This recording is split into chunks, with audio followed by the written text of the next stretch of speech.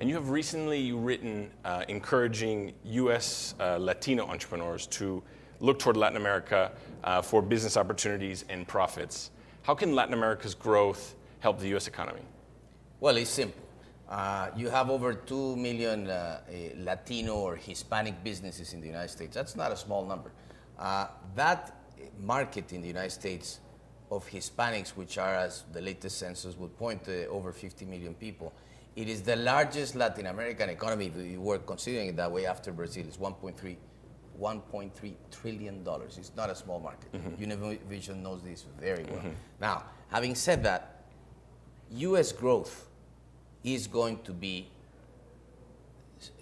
slow, to say the least, for the next couple of years because of the consequences of the financial crisis. Latin American growth, on the other hand, this year alone is probably 3 times as much as the U.S. growth. So the question is, for that small entrepreneur that probably has more financial literacy, higher productivity, better skills on a one-to-one basis than those entrepreneurs in Latin America, he has a great opportunity going south.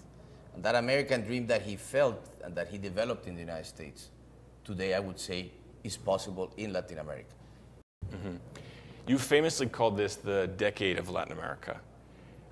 How is this threatened by the current weakness in the U.S. and the lingering debt crisis in Europe? Well, there's no question that whatever happens in countries in the West, Japan, the United States, and Europe will definitely have an effect. In fact, you're seeing some of those effects already in changes in the exchange rates in many countries, especially in some of the larger economies. You're seeing it in the drops in some of the stock markets for a simple reason.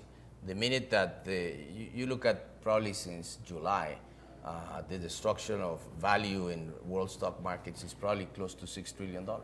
So people have margin calls, so immediately they start to bring their money out, and this produce kind of these effects. However, the macroeconomic fundamentals for Latin American economies are still very strong.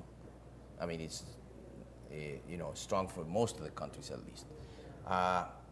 We are in a 2-speed kind of cycle in which economies in South America grow faster than economies in Central America, and the reason basically is the demand for commodities produced in South America that are being exported not to the United States but to a large degree to China and to the rest of Asia. Having said that, I do believe that what is critical at this point is to find a solution to the crisis that has been lingering in Europe, and certainly some of the solutions that will be needed in the United States. And as if we don't see a situation where we have a double-dip recession or something like that, I think Latin America will continue to be strong. And I guess, final question, a lot of our viewers and readers are big fans of Shakira.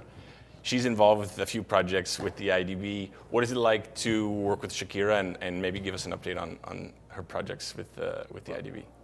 Well, look, I mean, it's of course extremely exciting to work with Shakira. I happen to have the opportunity to go with her to Haiti. We're doing a school for girls that she wanted to do there, and we're basically matching the amount of money that she's putting in the reconstruction of this school. She developed it, with extreme detail, from the architecture of how to rebuild it, to working with the sisters there, who is a Catholic group that basically has organized the school. And I give a lot of credit for worrying about people who really don't have another opportunity, and she's helping build that other opportunity.